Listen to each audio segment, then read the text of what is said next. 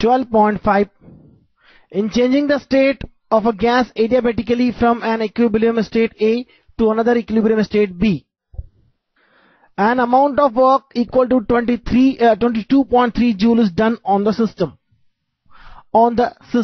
Work is done on the system if the gas is taken from state A to B via a process in which the net heat absorbed by the system is 9.35 calorie.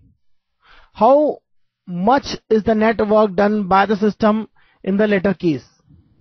In changing the state of a gas adiabatically from one equilibrium state to another state B. सबसे पहली बात करते हैं हम adiabatic process किस तरह से होगी।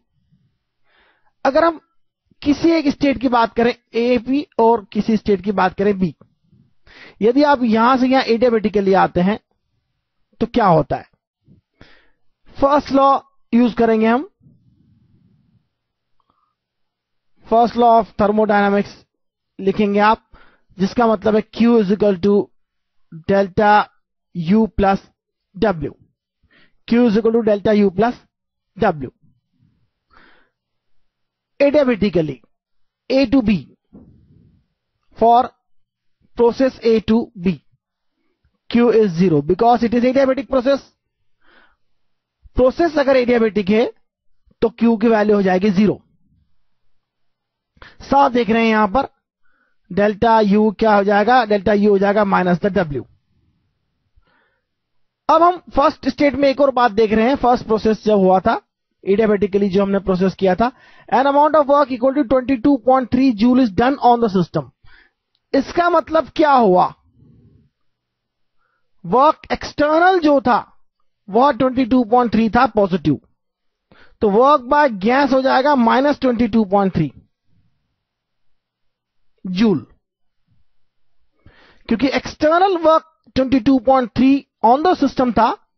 साफ दिख रहा है done on the system, that means work done by gas is negative of it, that is minus 22.3। और इस फॉर्मूले में मैंने पहले ही कहा थ्योरी में, फर्स्ट लॉ ऑफ थर्मोडायनामिक्स में जो भी W की वैल्यू होगी वो बाय द गैस होगी। तो माइनस ऑफ माइनस 22.3 यहां पर होगा, minus of minus 22.3 joule, that gives simply delta U is 22.3 joule in process A to B। Adiabatic process हमारा कंप्लीट हो गया यहां पर। If the gas is taken from state A to B via a process in which the net heat absorbed by the system is 9.35 calorie। अगर हम दूसरे तरीके से इसे यहां लाते हैं, सपोज हम दूसरे तरीके से यहां लाते हैं, इस दूसरे तरीके में Q की वैल्यू गिवन है 9.35 calorie, heat absorb by the system. तो Q की वैल्यू 9.35 है। इस प्रोसेस को मैं कहूंगा ACB वाया C। तो लिखूंगा in ACB, in the second process ACB, law is Q is equal to delta U plus W dash. मैं W डैश लिखना चाहता हूं यहां पर ताकि फिर से गड़बड़ ना हो, और यहां Q डैश लिखना चाहिए क्योंकि यह डिफरेंट वैल्यू है।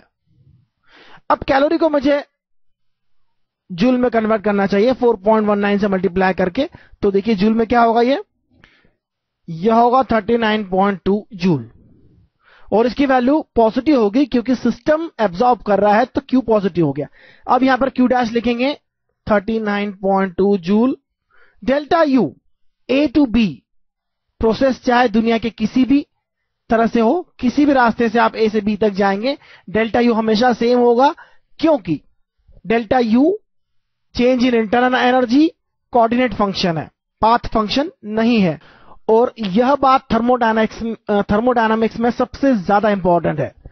हमेशा इस बात का ध्यान रखना चाहिए A और B के बीच में प्रोसेस कैसे भी हो, डेल्टा U सेम होगा। और मैंने एग्जांपल्स में भी ये सॉल्व किया है। और अब यहां पर सीधी सी बात है, डेल्टा U हम ऊपर से लेंगे क्योंकि 22.3 लेंगे, प्लस W डैश। हमें क्या फाइंड करना है? How much is the net work done by the system.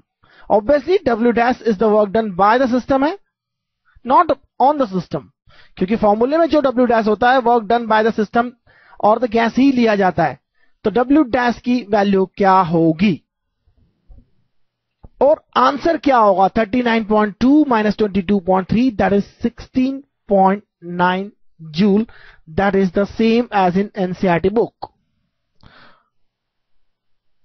So this is the very important question for thermodynamics students. Let us see more.